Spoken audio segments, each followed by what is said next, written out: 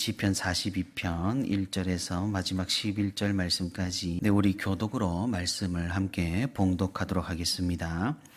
하나님이여 사슴이 시냇물을 찾기에 갈급함 같이 내 영혼이 주를 찾기에 갈급하니이다.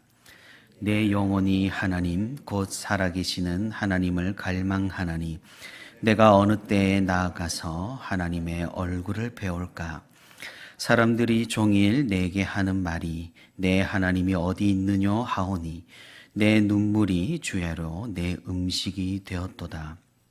내가 전에 성의를 지키는 무리와 동행하여 기쁨과 감사의 소리를 내며 그들을 하나님의 집으로 인도하였더니 이제 이 일을 기억하고 내 마음이 상하는도다. 내 영혼아 내가 어찌하여 낙심하며 어찌하여 내 속에서 불안해하는가. 너는 하나님께 소망을 두라. 그가 나타나 도우심으로 말미암아 내가 여전히 찬송하리로다. 내 하나님이여 내 영혼이 내 속에서 낙심이 되므로 내가 요단 땅과 헤르몬과 미살산에서 주를 기억하나이다. 주의 폭포 소리에 깊은 바다가 서로 부르며 주의 모든 파도와 물결이 나를 휩쓸었나이다. 낮에는 여호와께서 그의 인자하심을 베푸시고 밤에는 그의 찬송이 내게 있어 생명의 하나님께 기도하리로다. 내 반석이신 하나님께 말하기를 어찌하여 나를 잊으셨나이까. 내가 어찌하여 원수의 압제로 말미암아 슬프게 다니나이까 하리로다. 내 뼈를 찌르는 칼같이 내 대적이 나를 비방하여 늘 내게 말하기를 내 하나님이 어디 있느냐 하도다. 우리 같이 합니다. 내 영혼아 내가 어찌하여 낙심하며 어찌하여 내 속에서 불안해하는가. 너는 하나님께 소망을 두라. 나는 그가 나타나 도우심으로 말미암아 내 하나님을 여전히 찬송하리로다. 아멘. 네, 오늘도 이렇게 하나님과 동행하기 위해 새벽기도에 자리 나온 우리 모든 성도 여러분 진심으로 환영하고도 축복합니다. 우리 함께 말씀 듣는 가운데 또 말씀 붙들고 기도하는 가운데 하나님의 크신 은혜와 위로가 풍성히 있기를 주님의 이름으로 소망합니다. 계속해서 이번 주에도 우리는 시편을 함께 읽게 되겠습니다. 이 시라는 문학 장르는 사실은 조금은 어렵게 느껴집니다. 왜냐하면 시인은 아주 짧고 간결한 문장으로 자신의 마음을 함축하여서 전달을 하기 때문이겠죠. 우리가 만약 그 마음에 충분히 공감을 한다면은 그 시인이 쓴 시가 그토록 우리의 마음을 어루만져주고 위로가 되고 힘이 될 것입니다. 그런데 다른 한편으로는 우리가 그 마음의 공감을 충분히 하지 못한다면은 우리는 그 시와 그 시인의 마음을 이해하지 못하고 이런 시편들을 의미 없는 글로 치부를 해버릴 것입니다. 그래서 이 시라는 장르가 조금 어렵게 다가옵니다. 어쩌면 인생과 고난을 많이 경험한 사람일수록 더 많이 이해가 되고 또 공감이 되며 설득이 되는 그런 장르이기 때문입니다. 그리고 이 시라는 장르는 너무 감성적일 수가 있기 때문에 우리에게 또한 와닿지 않을 때도 있습니다. 함축해서 그 의미를 전달하다 보니 감성적인 표현들이 굉장히 많이 등장을 할 수밖에 없게 되죠. 그리고 문학적인 장치들과 그리고 언어 유희 등 다양한 이런 기술들을 사용하여서 시인의 마음을 표현하게 됩니다. 그러다 보니 어떤 면에서는 지적 허영심 같이 보일 수가 있다라는 경우 그런 사실입니다. 그래서 그것이 느껴질 때면 우리는 손발이 오그라든다라는 이런 재미있는 표현을 사용하기도 합니다. 잘 그렇게 공감을 하지 못하겠는 그런 시를 읽고 있노라면 조금은 마음에 어려움이 느껴지는 경우가 있다라는 사실입니다. 그래서 우리가 이 시라는 장르를 좀 더 잘 이해하기 위해서는 또 이 시를 통해 표현된 시인들의 생각과 마음을 우리가 좀 더 잘 느끼기 위해서는 모종의 훈련이라고 할까요? 어떠한 노력들이 필요합니다. 그 노력의 일환으로 우리는 조금은 공감 능력을 키울 필요가 있고 또 지적 허영심이라고 할지라도 그것을 추구할 필요가 있다라는 말입니다. 왜 그렇습니까? 하나님의 말씀이 참으로 다양한 장르의 문학과 글로 존재함과 동시에 그 중에서 이 시편이 상당히 많은 신학적인 의미와 하나님이 어떠하신 분이신지를 잘 알려주는 그런 책이기 때문입니다. 최근에 트렌드는 솔직함으로 포장된 직설과 무례함이라고 할 수가 있겠습니다. 무슨 말입니까? 어떤 손발이 오글거리는 그런 감성적인 표현보다는 에둘러 말해 자신의 마음을 표현하는 그런 배려를 이제는 용납하지 못하겠다라는 겁니다. 자신의 생각과 감정에 솔직한 것이 멋지고 쿨하고 최고라는 그런 사상이 우리 사회에 만연해 있습니다. 그래서 사람들 사이에 예의라는 것이 사라지고 또 솔직함이라는 변명으로 무례를 범하는 것이 어쩌면 당연하게 되어버린 것인지도 모르겠습니다. 당연하게도 이런 사람들에게 이 시라는 장르는 정말로 쓸모없는 장르로 여겨질 것만 같다라는 사실이죠. 그런 트렌드에 아무런 비판 없이 우리도 똑같이 편승해서 따라가다 보면 우리는 정말로 이 말씀들이 어색해지게 되고 성경에서 특정 장르를 이해하지 못하게 되어버릴 수가 있다라는 말입니다. 그렇기에 우리는 이 장르의 다양성을 가져갈 필요가 있는 것이고 다양한 문학 장르로 우리에게 말씀해 주신 하나님의 그 의도를 지킬 필요가 있다라는 겁니다.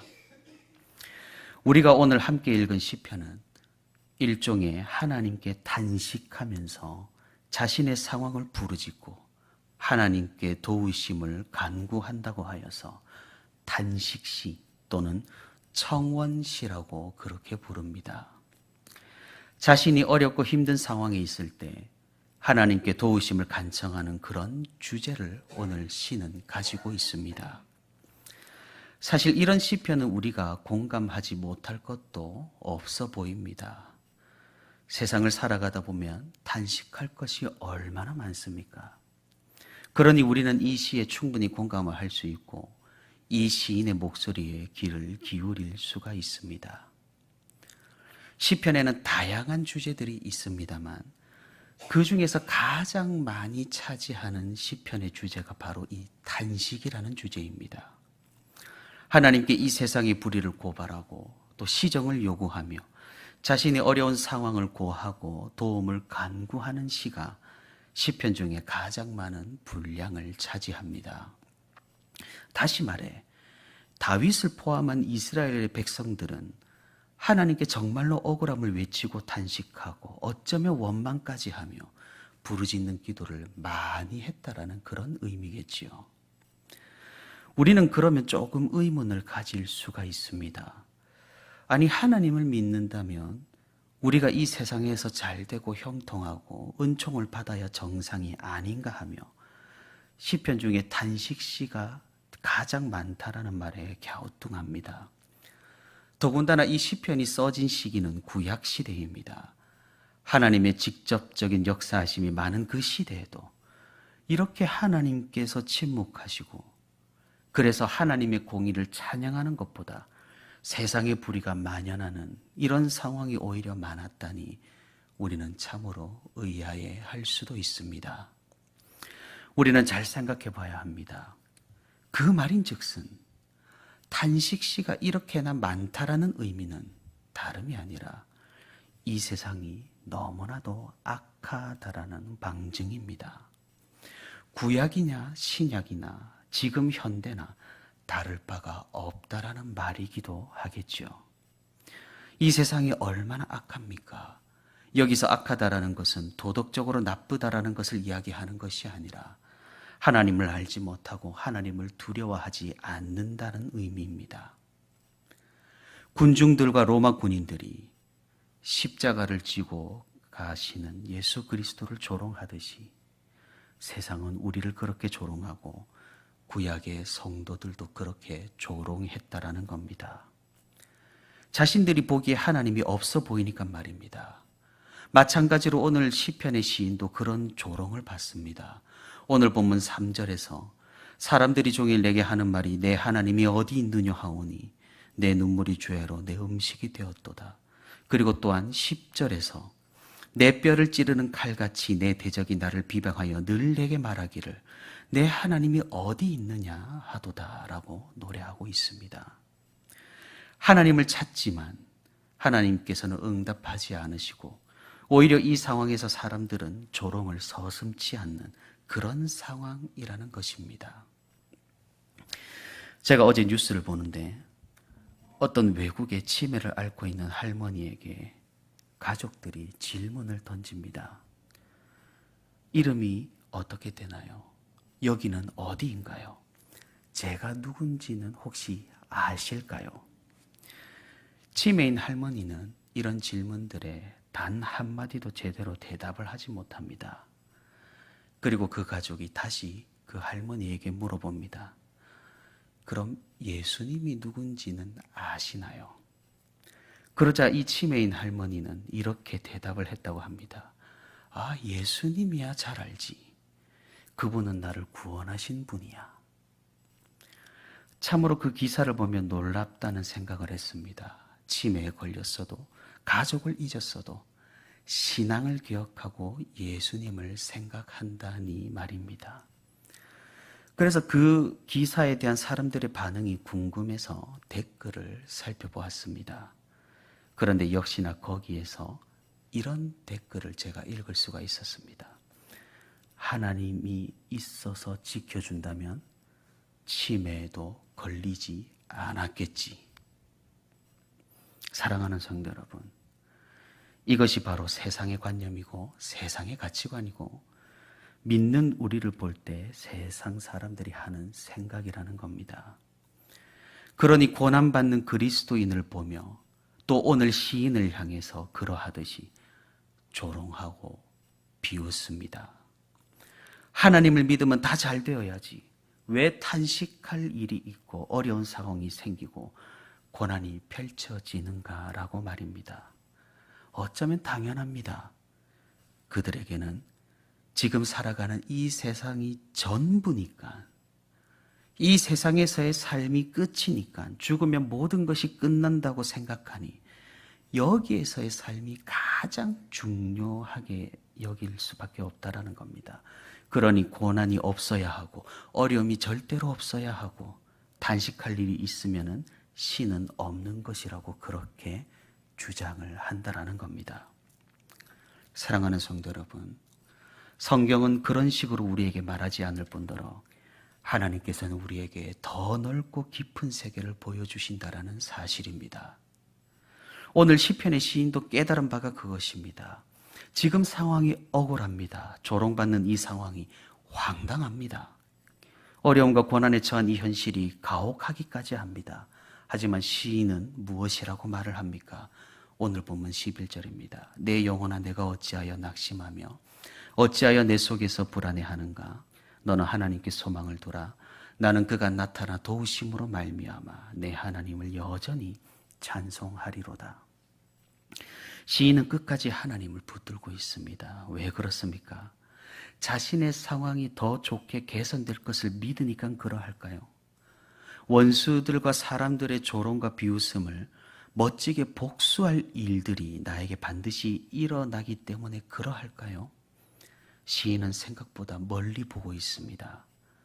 그리고 우리 역시 멀리 봐야 한다라는 사실을 알려주고 있다라는 겁니다. 이 세상에 소망을 두는 것이 아니라 하나님께 소망을 두고 이 세상에서의 삶이 전부가 아니라 하나님의 나라에서 살아가는 삶이 영원하다는 사실을 알려주고 있다라는 겁니다.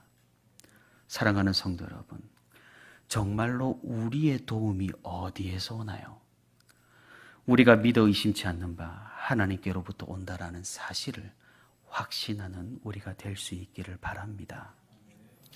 우리의 상황이 어려울 수 있습니다. 고난과 환난이 있을 수 있습니다. 세상 사람들이 조롱하는 그런 일들이 우리에게 일어날 수 있다라는 말입니다. 그럼에도 우리는 영원을 바라보아야 하고 하늘을 소망해야 하며 끝까지 믿음을 지켜야 합니다. 왜 그렇습니까?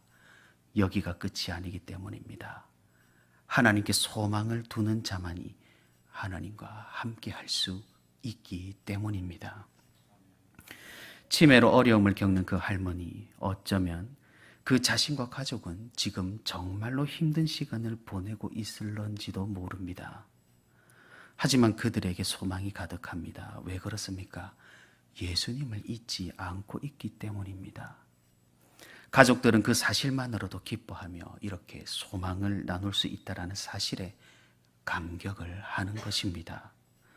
우리 역시 동일한 이 소망을 붙들 수 있기를 바랍니다. 결국에 하나님께서는 우리를 낙원으로 인도하시며 천국으로 이끌어 주시며 영원히 하나님과 함께하는 그 나라에 우리의 거처를 삼게 해 주실 것입니다. 이런 분명한 믿음으로 오늘도 하나님을 소망하며 그 소망 가운데 기쁨으로 오늘 하루를 살아가는 저와 우리 온세로교회 모든 성도가 되기를 주님의 이름으로 소망합니다.